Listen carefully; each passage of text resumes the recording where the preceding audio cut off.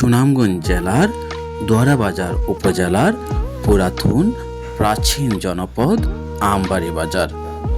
এই বাজারের ইতিহাস ও ঐতিহ্য এখনো তার শিকড়ে আঁকড়ে ধরে রেখেছে। একসময়ে আমবাড়ি বাজার ছিল রমরমা ব্যবসা, আর মানুষের ছিল বিশাল যাতায়াত। অনেক দূর দূরান্ত থেকে এই বাজারে পাড়ি জমাতেন ব্যবসায়ীরা তাদের জীবন জীবিকার জন্য। দুঃখের বিষয় হলো সুরমা নদীর এক রাক্ষস বল বাজারটিকে ঘিরে ফেলে। আস্তে আস্তে বাজারটি ধ্বংস হয়ে যায়। সুরমা নদীর রাক্ষস বল খেয়ে ফেলে বাজারের অধিকাংশ স্থান।